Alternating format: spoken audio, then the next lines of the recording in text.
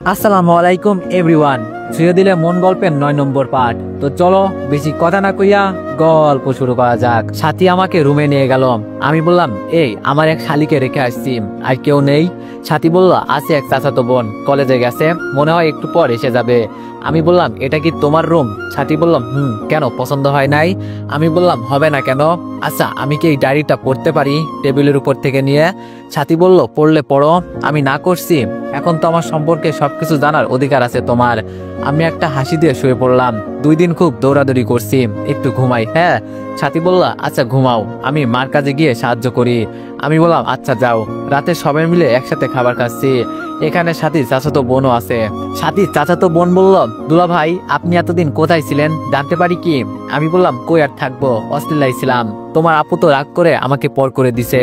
সাথী বলল, কথা না বলে চুপচাপ খান তো। সাথীর কথা শুনে আর কিছু বললাম না। রুমে এসে বসে আছি, মেয়েটার খবর একটু নিতে হবে। সাথী একটা প্লেটে করে কি জানি নিয়ে আসলো। আমি বললাম, কি নিয়ে আসলে ম্যাডাম? সাথী বলল, বিরিয়ানি রান্না করছি, নাও হা করো, আমি খাইয়ে দিই। আমি বললাম, আগে তোমার ফোনটা দাও, আমার আম্মুর একটু খবর নিই। সাথী বলল, ওরে ইস, মনেই নাই, নাও। আমার নম্বরে কল দিতেই মিলি কল ধরলো। এইদিকে সাথী আমাকে খাইয়ে দিচ্ছে। আমি বললাম, কি মিলি, কই তুই? মিলি বলল, এই তো ভাইয়া, হাসপাতালে আছি। আপু বলতেছে ঋতুকে নিয়ে বাসায় চলে যেতে, আপু নাকি থাকবে। আমি বললাম, তাহলে চলে যা, সামিয়ার কাছে ফোনটা দে তো। সামিয়া বলল, বাবা তুমি আসবা কখন? আমি বললাম, এই তো মা, কালকে সকালে চলে আসবো। সামিয়া বলল, আম্মু আসবে না? আমি বললাম, আম্মুর জন্য এত চিন্তা, নাও মার সাথে কথা বলো। সাথী বলল, আম্মু তুমি খাবার খাইছো? সামিয়া বলল, হ্যাঁ মা, তুমি তাড়াতাড়ি আসো। সাথী বলল, এই তো আম্মু, কালকে সকালে চলে আসবো, এখন তুমি ঘুমিয়ে যাও কেমন? সামিয়া বলল, ওকে আম্মু। আমি বললাম, আপুর কাছে দে তো। আপু বলল, হ্যাঁ বল। আমি বললাম, মিলিয়া ঋতুকে বাসায় পাঠিয়ে দে। আপু বলল, আচ্ছা তোর চিন্তা করতে হবে না, সব সমাধান হয়ে গেছে নাকি? আমি বললাম, ওরা আমাকে জামাই হিসাবে মেনে নিছে। আপু বলল, আমি জানতাম তুই সব পারবি। আমি বললাম, আচ্ছা আপু, সামিয়ার খেয়াল রাখিও। ফোন রেখে বসে আছি। আমি বললাম, আজকে একটু তাড়াতাড়ি ঘুমিয়ে পড়বো, সকালে আবার চলে যেতে হবে। সাথী বলল, আমার না একটা ইচ্ছা আছে। আমি সাথীকে জড়িয়ে ধরে বললাম, তুমি কি সুগন্ধি ব্যবহার করো, আমি তো পাগল হয়ে যাব। সাথী বলল, যাও, আমার লজ্জা করে না, কি সব কথা বলো তুমি? আমি বললাম, আগের থেকে তুমি সুন্দরী হয়ে গেছো। সাথী বলল, সত্যি আমি সুন্দর হয়েছি? আমি বললাম, পরীর মতো। সাথী বলল, যাক, এতদিন পর আমার স্বামীর আমার উপর নজর পড়েছে। আমি বললাম, তোমাকে জড়িয়ে ধরার ফিলিংসটা অন্যরকম, মনটা চাই সারা জীবন এভাবে জড়িয়ে ধরে থাকি, খুব ভালো লাগছে। সাথী বলল, এইদিকে তাকাও। আমি বললাম, বলো গো। সাথী আমার ঠোঁটে লিপ কিস করে দিল। আমি বললাম, এভাবে হঠাৎ করে কেউ কিস দেয়? আমি তো পরে কন্ট্রোল করতে পারবো না, তোমার মাঝে হারিয়ে যাব। সাথী বলল, আমি বুঝি না করেছি তোমাকে? আমি বললাম, কিন্তু আমাকে হারানো যাবে না, এমনি শরীরটা অনেক হ্যাং হয়ে গেছে। সাথী বলল, জড়িয়ে ধরতে তো পারবো। আমি বললাম, আমি কি না করছি? এই যে ভাই সব, এখন তো দেখি সবার হাতে মোবাইল, সারাদিন এই ফেসবুক ইউটিউব কিছু না কিছু নিয়েই ব্যস্ত। কিন্তু ভাই, এই সময়টা যদি একটু কাজে লাগানো যাইতো না? তাই আমি তোমাদের একটা মজার প্ল্যাটফর্ম রিকমেন্ড করছি, ব্যাট অন গেম।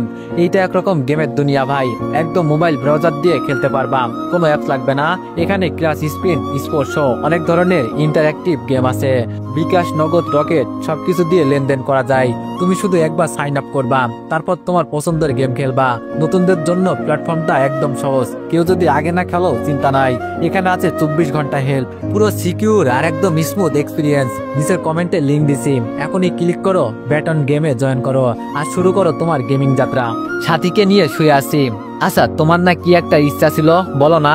সাথী বলল, আজকে না, কালকে বলবো। আমি বললাম, ওকে, যা তোমার ইচ্ছা, কিন্তু তুমি আমার শার্ট খুলছো কেন এই ঠান্ডায়? সাথী বলল, আমার অনুভূতির দরকার, তাই খুলছি, তোমার কোনো সমস্যা?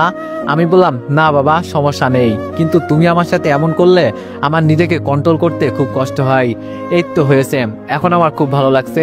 কতদিন পর নিজের স্বামীর বুকে মাথা রেখে শুয়ে আছি। জানো, এটা প্রতিটা স্ত্রী চাই যে তার স্বামী তার কাছে সবসময় থাক। আমি বললাম, কেন, আমি বুঝি চলে গেছি? সাথী বলল, তা না, আমার অনেক ইচ্ছা, তোমাকে নিয়ে অনেক কিছু করব। আমি বললাম, আচ্ছা সে দেখা যাবে ম্যাডাম, এখন আমাকে একটু ঘুমাতে দেন। সাথী বলল, আপনি ঘুমান, আপনাকে কি আমি না করছি? আমি বললাম, তুমি এমন করলে আমি কিভাবে ঘুমাবো বলো?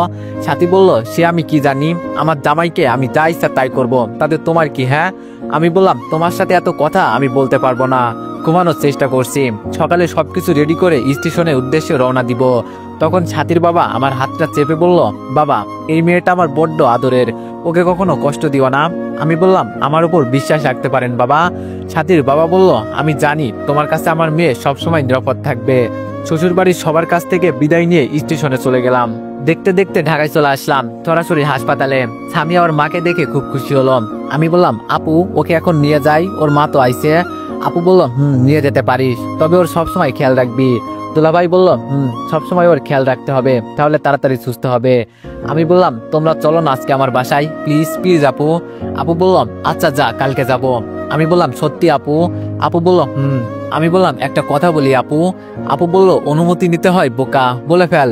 আমি বললাম, আপু আমার না মামা ডাক শুনতে খুব ইচ্ছা করে। আপু লজ্জা পেয়ে গেল। দুলাভাই বলল, ধুর মিয়া, আমার বউকে লজ্জায় ফেলে দিলাম। আমি বললাম, তো কি বলবো, হ্যাঁ আপনারা তো আর বাচ্চা নিতে চান না, তাই আমি বললাম। দুলাভাই বলল, তুমি আরেকটা নাও, পরে আমি চিন্তা করব। আরেকটা গোপন কথা শোনো। আমি বললাম, কি দুলাভাই? দুলাভাই বলল, তোমার আপুর খবর হবে খুব তাড়াতাড়ি। আমি বললাম, গুড দুলাভাই গুড, বলেই দুইজন হাসতে লাগলাম। সবাই মিলে বাসার কাছে চলে আসলাম।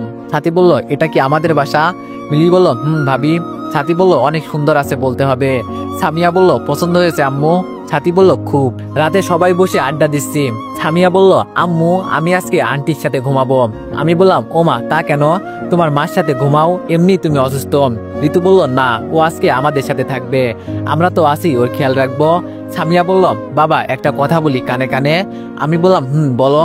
সামিয়া বলল, বাবা আমি একটা ভাই চাই, তার সাথে খেলতে চাই। আমার মেয়েকে ওরা নিয়ে গেল। ছাতি বলল, কি বলে গেল? আমি বললাম, ও নাকি একটা ভাই চাই। ছাতি বলল, আজকে তো তুমি না করতে পারবা না, তুমি না বুঝলেও আমার মেয়ে বোঝে, রুমে চলো। আমি বললাম, রুমে এসে বসে আছি। হঠাৎ ছাতির ফোনে একটা অচেনা নাম্বার থেকে কল এলো। ছাতি বলল, তুমি বসো, আমি একটু কথা বলে আসি। আমি বললাম, অনেকক্ষণ হলো ছাতি কথা বলে আসলো, আমার কেমন জানি একটু সন্দেহ লাগলো। আমি বললাম, কার সাথে কথা বললাম? ছাতি বলল, আমার বাবা ছিল।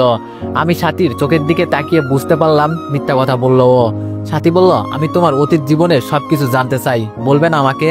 আমি বললাম, এগুলো শুনে কি করবে বলো তুমি? ছাতি বলল, না আমি আমার স্বামীর সবকিছু শুনতে চাই, আমি তোমার কষ্টের সুখ দুঃখের সাথে আমিও থাকতে চাই। আমি বললাম, তাহলে শোনো। ছাতিকে সব বললাম, শুধু আমার এক্স গার্লফ্রেন্ড সুমাইয়ার বিষয় ছাড়া। ছাতি সব শুনে বলল, তবে তোমার খুনগুলো করা উচিত হয় নাই, পুলিশ তো ছিল তখন। আমি বললাম, মনে নাই মৃত্যুর সাথে তুমি কি করছো? ছাতি বলল, সরি বাবু, তখন আমি বুঝতে পারি নাই, তবে তুমি যেহেতু অপরাধ করেছো এর শাস্তি তো পেতেই হবে। আমি বললাম, যখন আমার মা বিনা অপরাধে মারা গেছিল তখন কি বলবে তুমি? ছাতি বলল, তাও এর জন্য আইন আছে, আর তোমার এই খুনগুলো করা উচিত হয় নাই।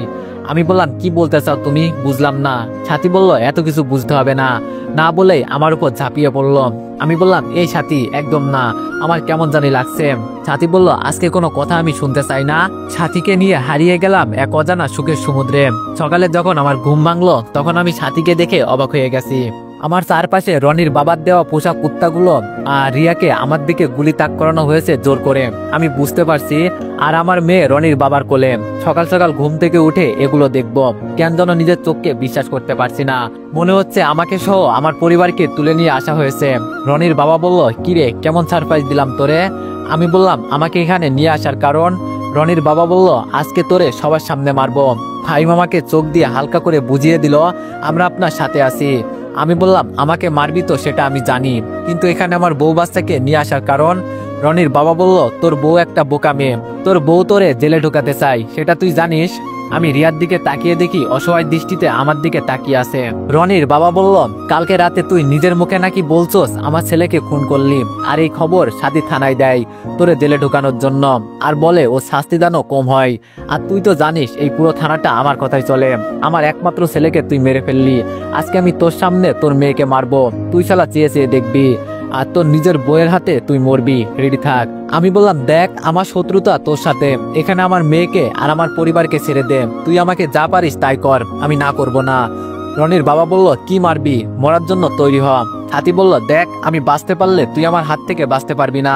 রনির বাবা বলল, ওমা দেখ দেখ মেয়েটা কি বলে, যে নিজের জামাইকে বিশ্বাস করে না সেই মেয়ে আবার আমাকে কি করবে। আমি বললাম, প্লিজ তোর পায়ে পড়ি, আমার মেয়েকে তুই ছেড়ে দে, যা করবি আমার সাথে কর। সামিয়া বলল, আঙ্কেল আমার বাবার কি হয়েছে, ওনাকে ওভাবে ধরে রাখছেন কেন? রনির বাবা বলল, কিছু হয় নাই, তোমার বাবা অপরাধী, তাই তো শাস্তি পাওয়া দরকার। আমি বললাম, এই কুত্তার বাচ্চা, তোর কথা অনেক শুনেছি, এখন আমার কথা শোন। আমার পরিবারে কারো গায়ে যদি একটু হাত লাগে, তোর মেয়েকে আমি কিভাবে যে মারবো তার পরিকল্পনা বলি শোন। ওকে সবার সামনে আগে আমি ধর্ষণ করব, আর এই ভিডিও ভাইরাল করব, আর পরে 3টা টুকরো করে তোরে গিফট হিসাবে পাঠাবো। এটা শুনতেই ও আমার মেয়েকে রেখে আমাকে লাথি দিয়ে ফেলে দিল। রনির বাবা বলল, তোর সাহস তো কম না, আমার সামনে আমার মেয়েকে মারার কথা বলিস। আমি বললাম, তোর মেয়ে অস্ট্রেলিয়ায় এই জায়গায় থাকে না রে। রনির বাবা বলল, তুই জানিস কিভাবে, বড় একটা ঝাটকা খেলো মনে হচ্ছে। আমি বললাম, ওর পরের বাসায় আমার এক বন্ধু থাকে, আমি বলে আসছি আমার যদি কোনো কিছু হয়ে যায় তাহলে তুই ওই মেয়েকে ছাড়বি না, কারণ আমি জানি বাংলাদেশে আমার শত্রু একমাত্র তুই, আর আমি সব পথ হেঁটেছি এখানে আসছি। রনির বাবা হাতে থাকা ছোট চাকুটা নিয়ে আমার পিছনে একটা টান দিল। তোর সাহসের প্রশংসা করতে হয় বলতে হবে। সাথী বলল, প্লিজ ওকে ছেড়ে দেন, ওনার পিছন থেকে রক্ত বেরোচ্ছে, ভুল তো করেছি আমি, যা করবেন আমার সাথে করেন, আমার স্বামীকে যেতে দেন। রনির বাবার কথা শুনে আমার এতটা রাগ হয় নাই যতটা সাথীর কথা শুনে এখন রাগ হচ্ছে। কিছু বললাম না, অনেক হয়েছে, এর খেল সবাই খতম করে দাও। আমি বললাম, তাই নাকি ফাহিম? শুধু এটা বললাম, সাথে সাথে সব কয়টা নিচে পড়ে গেল, আমার হাতের বাঁধনগুলো খুলে দিল। আমি রনির বাবার কাছে গিয়ে বললাম, তুই হয়তো জানিস না, এরা তোর সাথে কাজ করার আগে আমার সাথে কাজ করেছে। কাছের মানুষ বেইমানি করতে পারে, কিন্তু ওরা কখনোই বেইমানি করবে না। এখন বল তোরে কিভাবে মারবো আমি? রনির বাবা বলল, তোরা আমার সাথে বেইমানি করলি কেন? ফাহিম বলল, আমাদের বসই উনি, ওনার সাথে আমরা কি বেইমানি করব? আর তুই তো একটা হারামি, অযথা মানুষ মারিস, তোর সাথে থেকে থেকে আমরাও খারাপ হয়ে গেছি, আর উনি তোর মতো নিরীহ মানুষকে খুন করে না, আর তোর ছেলে ধর্ষণকারী ছেলেকে খুন করে ভালোই করেছে। সামিয়া বলল, বাবা তুমি আগে হাসপাতালে চলো, তোমার সাত রক্ত লাল হয়ে গেছে। আমি বললাম, এই রক্ত কিছু না আম্মু, আসো আমার কোলে। সাথী বলল, আপনার এখন হাসপাতালে যাওয়া উচিত। আমি বললাম, মিলি ওদের নিয়ে যা, নইলে আমার মাথায় কোন সময় গরম হয়ে যায় বলতে পারবো না। রনির বাবা বলল, আমাকে প্লিজ মাফ করে দাও, আমার একটা মেয়ে আছে, আমি মারা গেলে আমার পরিবারকে কে দেখবে? আমি বললাম, এই কথা তোর আগে মনে ছিল না যখন এই খারাপ পথে নামলি? আর একটা কথা বলি, তুই এতদিন যে আমাকে খুঁজলি, তুই তো একটা বোকা। তোর সাথে ফাহিমকে দেখিয়ে বললাম, এ আমার সাথে তোর ছেলেকেও মেরেছে, বোকা কোথাকার। উপরে গিয়ে আমার জন্য দোয়া করবি, আমি কোনো প্রমাণ রাখি না। ঠাস ঠাস করে 3টা গুলি ওর বুকে ঢুকিয়ে দিলাম। ছাতি আমার কাছে এসে বলল, প্লিজ তুমি হাসপাতালে চলো, এভাবে থাকলে তুমি মারা যাবা। আমি বললাম, আমি মরলে তোর কি, আমার থেকে দূরে থাক, নইলে তোরে আমি যে কি করি নিজেই বলতে পারি না। ফাহিম বলল, আমাদের এখান থেকে তাড়াতাড়ি বের হতে হবে। আমি বললাম, আজকে থেকে তোমরা এই কাজ করবে না, যদি পারো ভালো কিছু কাজ করো। সুমন, আমি তোমাদের কিছু টাকা দিব, এই টাকা দিয়ে ব্যবসা করবে। ফাহিম বলল, আপনি একমাত্র আমাদের ভালো বুঝেন, আর এই শালার সাথে কাজ করে কিছু পেলাম না। সুমন বলল, আগে আপনাকে হাসপাতালে নিয়ে আসি। আমি বললাম, না আমি যেতে পারবো, সমস্যা নেই, তোমরা চলে যাও। ওদের বিদায় করে একটা ট্যাক্সি নিয়ে হাসপাতালে চলে গেলাম। তবে আমার রাগ দেখে কেউ কোনো কথা বলছে না, আমার মেয়ে তো ভয়ে আমাকে জড়িয়ে আছে। হাসপাতালে গিয়ে আপুর রুমে গেলাম। আপু বলল, কিরে কি খবর? আমি পিছন ফিরে দেখালাম। আপু বলল, ও মারে, তুই তো অনেক আঘাত পেলি, তাড়াতাড়ি চল। আপু আমার পিঠে ওষুধ দিয়ে দিল, যার কারণে আর ব্যথা করছে না। আপু বলল, এখন কেমন লাগছে? আমি বললাম, এই তো আপু অনেকটা ভালো। আপু বলল, সকাল সকাল তোর এমন অবস্থা হলো কি করে? আমি বললাম, একজনকে খুন করতে গিয়ে এমন হয়েছে। আপু বলল, কি আবারও? আমি বললাম, আজকে খেলা শেষ করলাম, নইলে ও আমার পিছনে পড়ে থাকতো। সাথী এতক্ষণ কোনো কথা বলছিল না, আমার কাছে এসে আমার হাতটা ধরতেই আমি ঝাটকা দিয়ে ফেলে দিলাম। আমি বললাম, এই সাবধান, তুই আমার হাত ধরবি না, তোর মতো বউ আমার দরকার নেই। আজকে ওর জন্য আমাকে খুন করতে হয়েছে জানো আপু। আমাকে বলে কি আমার অতীত সম্পর্কে জানতে চাই, আর সব শুনে ও আমাকে জেলে ঢুকাতে চেয়েছিল, আর এর আগেই রনির বাবা সব জেনে যায়, তাই জেলে নিতে পারে নাই আমাকে। একটা কথা কি জানো আপু, আমি আগেও একা ছিলাম, এখনো একা। আমার বউয়ের দরকার নেই, ওর মতো বেইমান স্ত্রী আমার দরকার নেই। নিজের অর্ধাঙ্গিনী দেশে যদি বেইমানি করে কিভাবে সহ্য করি বলো আপু? ও আমাকে কেন সুখের স্বপ্ন দেখালো? ওর সাথে 2 দিন ছিলাম, আর 2 দিন আমার জীবনটা নরক করে দিয়েছে। এখন তুমি বলো, যার সাথে আমি সারা জীবন কাটাতে চেয়েছি, ওর সাথে বাকি দিনগুলো থাকবো কিভাবে? সাথী বলল, বিশ্বাস করো। আমি বললাম, কি বিশ্বাস করব তোরে? আর আমার সামনে নেকা কান্না করবি না। আর তোর মতো মেয়েকে আমার চিনা আছে, আমি তো আমার মেয়ের উপর তাকিয়ে তোকে আপন করেছি, আর তুই আমার কলিজার মাঝে আঘাত করলি, অনেক হয়েছে। আর না, তোরে আমার জীবনে দরকার নেই, না জানি কোন দিন তুই আমার মেয়েকেও মেরে ফেলিস। সাথী বলল, তুমি আমাকে এই কথা বলতে পারলা? আমি বললাম, তোর মতো বেঈমানদের বিশ্বাস করতে নেই। সাথী কান্না করতে করতে বলল, আমার কথাটা তো একটু শুনবা। আমি বললাম, আর কি শোনাবি তুই? আবু বলল, তুই চুপ কর, হ্যাঁ বল তুই। সাথী বলল, আমি তো একজন পুলিশের লোক, তাই আমার উচিত খুনিকে খুঁজে বের করা, আর আমার হিসাব মতে তুমি খুন করেছো। আমি চাইছিলাম তোমাকে আমি ধরিয়ে দিয়ে অল্প শাস্তি দিয়ে বের করে আনবো, কিন্তু কে জানতো ও এসে যাবে। আমি বললাম, বাবা তোর আইনের আমি ধন্যবাদ দিই। কইছিল তোর আইন যখন আমার মার সাথে অন্যায় হয়েছিল? কইছিল তোর আইন যখন মৃত্যুর মতো অনেক মেয়েকে রনি ধর্ষণ করেছিল? কইছিল তোর আইন যখন 5 জন বান্ধবী মিলে আমার সাথে এক রুমে বন্দি করে আমার সাথে গেম খেলছিল? এটা তুই আইন বলবি? যে আইনে যারা দোষ করে তাদের কোনো শাস্তি হয় না, আর তুই নিরীহ মানুষ খুঁজিস শাস্তি দেওয়ার জন্য। আমি বুঝে গেছি তুই কি করতে পারবি। আমি বলছি শোন, তোদের মতো ওসি যদি এই থানায় থাকে তাহলে খুনিরা শাস্তি পাবে না, নিরীহ মানুষ শাস্তি পাবে। সেই যখন আমাকে মিথ্যা অপবাদে জেলে নিয়ে পিটাইছিল সেই দিন থেকেই আমি পুলিশকে ঘৃণা করি। আজকে বলছি শোন, তোদের মতো পুলিশদের মুখে আমি থুতু দিই। সাথী বলল, আমার কথাটা তো একটু শুনবা। আমি বললাম, আমি আর কোনো কথা শুনতে চাই না। যদি আমাকে টাচ করিস আমি তোরে আজকেই ডিভোর্স দিব। এখন আমার সামনে থেকে চলে যা, আমি আর তোরে দেখতে চাই না। আম্মু তুমি আমার সাথে থাকতে পারবে না? সামিয়া বলল, সেই ছোট্ট থেকে আমি তোমার কাছে, তোমাকে ছাড়া আমি থাকতে পারবো না বাবা। আমি বললাম, শুনলি তো আমার মেয়ে কি বললো, এখন এখান থেকে চলে যা। সাথী বলল, কিন্তু আমি যে তোমাকে আর আমার মেয়েকে ছাড়া থাকতে পারবো না। আমি বললাম, খবরদার, এরা তোর মেয়ে বলবি না। আমি আমার মেয়েকে ছোট থেকে শিখে আসছি, ওর মা বাবা দুইটাই আমি। আপু ওকে বলো আমার চোখের সামনে থেকে চলে যেতে, ওকে আমি সহ্য করতে পারবো না। সাথী বলল, বিশ্বাস করো তানিয়া, আমি ওর ভালোর জন্যই আমি এইসব করছিলাম। ঋতু বলল, ভাইয়া প্লিজ আমার বোনকে মাফ করে দেন। আমি বললাম, মানুষের মন থেকে দয়া মায়া কখন উঠে যায় জানো? যখন তার কাছের মানুষগুলো বেইমানি করে। এই কয়েক বছরে আমি খুব ভালো ছিলাম, তোমার বোন এসে আমার জীবন বরবাদ করে দিছে। চাইছিলাম ওকে নিয়ে সুন্দর করে বাঁচতে, কিন্তু আমি বেঁচে থাকতে ও আমাকে বাঁচতে দিবে না। তোমার বোনকে নিয়ে এখান থেকে চলে যাও, আমি আর ওকে দেখতে চাই না। সাথী সরাসরি আমার পায়ে এসে পড়ে গেল। সাথী বলল, আমাকে প্লিজ মাফ করে দাও, আমি সত্যি তখন বুঝতে পারি নাই, আমি জানতাম না যে এমন কিছু হবে। আমি বললাম, আপু ওকে প্লিজ এখান থেকে নিয়ে যা, আমি আর ওকে দেখতে চাই না। আর বলো ডিভোর্স লেটার কয়েকদিনের ভিতরে পেয়ে যাবে, এমন মেয়ে নিয়ে আমি সংসার করতে চাই না। সাথী বলল, এভাবে বলো না, আমি সত্যি মারা যাব। আমি বললাম, তুই মরলে আমার কিছু হবে না। খামিয়া বলল, বাবা আম্মু কি করেছে? আমি বললাম, তোমার কোনো মা নেই, ও বেঈমান, তোমার বাবাকে মারতে চেয়েছিল। সাথী বলল, আমার মেয়েকে এভাবে বুঝিও না, ও এখনো কিছু বোঝে না। আমি বললাম, আপু আর এসব নিতে পারছি না। আপু বলল, সাথী তুই আমার সাথে আয়। আপু সাথী আর ঋতুকে নিয়ে বাইরে চলে গেল। আমি সামিয়াকে জড়িয়ে ধরে কান্না করছি। সামিয়া বলল, বাবা তুমি কান্না করিও না, আমার দরকার নেই আম্মুকে, তুমি হলেই হবে। আমি বললাম, আমার সাথে কেন এমন হয় মা? আমি তো কারো খারাপ চাই না, সবাই ঘুরে ফিরে আমার পিছনে আঘাত করে। মিলি বলল, ভাইয়া কান্না করিস না, আম্মু আমার কোলে আসো, তোমার বাবার মন আজকে ভালো না। একটু পর আপু এসে বলল, সাথী তো তোর ভালোই চাইছিল। আমি বললাম, আপু তুমিও? আপু বলল, আচ্ছা ভাই সরি, এখন মাথা ঠান্ডা কর, চল আজকে তোর সাথে আমিও তোর বাসায় যাব। মিলি বলল, ভাবি কই আপু? আপু বলল, পাঠিয়ে দিছি বাড়িতে। আমি বললাম, ভালো করলি, চল। বাসায় এসে বসে আছি, আপু বিকালে চলে যাবে। আপু বলল, মাথা ঠান্ডা হয়েছে? আমি বললাম, দূর আপু তুমিও না। আপু বলল, নে কফি খা, আমি বানাইছি। সামিয়া বলল, তাহলে আমাকেও দাও আন্টি। আপু বলল, ছোটদের এইসব খেতে নেই, আমি তোমার জন্য চকলেট এনে দিবনি মামুনি। সামিয়া বলল, আচ্ছা।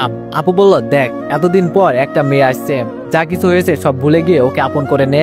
আর সাথী তো বলে গেছে এই চাকরির জন্য নাকি ওর এই অবস্থা, তাই চাকরি ছেড়ে দিবে। এভাবে জীবন একা একা পার করতে পারবি না, ভুল তো মানুষই করে। আমি বললাম, ভুল করে, কিন্তু এত বড় না। আপু বলল, ও সত্যি বুঝতে পারে নাই কখন কি করতে হবে, পুলিশের লোক তো, তাই সবসময় আইন নিয়ে কথা বলে।